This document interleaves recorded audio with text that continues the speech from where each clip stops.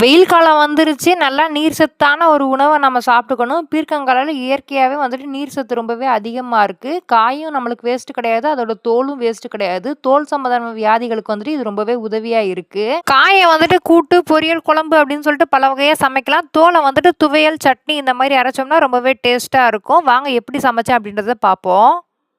முதல்ல பருப்பை நல்லா வேக வச்சு எடுத்துக்கிட்டேன். சிறு பருப்பு தான் இன்றைக்கி எடுத்திருக்கேன். அதில் 2 தக்காளி, ஒரு பச்சை மிளகா, 2 பல் பூண்டு, ஒரு சின்ன வெங்காயம், கொஞ்சோண்டு மஞ்சத்தூள் போட்டு நல்லா வேக வச்சு எடுத்துக்கிட்டேன். அதுக்கப்புறம் ஒரு தனி பாத்திரத்தில் எண்ணெய் போட்டு கடுகு, காஞ்ச மிளகா, ஒரு பெரிய வெங்காயம் போட்டுட்டு அப்புறம் 400 கிராம் அளவு பீர்க்கங்காய் எடுத்து நல்லா வதக்குன்னு வதக்கணும். நல்லா அதோட பச்சை வாசனை போனதுக்கப்புறம் அதில் மசாலா தூள் வந்துட்டு நம்ம சாம்பார் பொடி இருந்தாலும் ஆட் பண்ணிக்கலாம். இல்லைன்னா தனியாக நம்ம குழம்பு மசாலா தூள் வச்சுருப்போம்ல, அதை ஆட் பண்ணிவிட்டு நல்லா மிக்ஸ் பண்ணிவிட்டு கூடவே உப்பும் போட்டுட்டு நல்லா மிக்ஸ் பண்ணிட்டேன். சாப்பாடு, இட்லி, தோசை, சப்பாத்தி எல்லாத்துக்குமே ஒரு அட்டகாசமான ஒரு சைடிஷ்ன்னு சொல்லுவேன். பெரியவங்கலேருந்து சின்னவங்க வரைக்கும் ரொம்பவே விரும்பி சாப்பிடுவாங்க. எங்கள் வீட்டில் இருக்க பாப்பா வந்துட்டு எதையுமே வந்துட்டு விரும்பி சாப்பிடாது. இதை நான் செஞ்சு கொடுத்தோன்னே ரொம்பவே டேஸ்ட்டாக இருக்குமா அப்படின்னு சொல்லிட்டு சாப்பிட்டு எனக்கு பிடிச்ச மாதிரி அம்மா சூப்பராக சமைச்சு வச்சுருக்காங்க.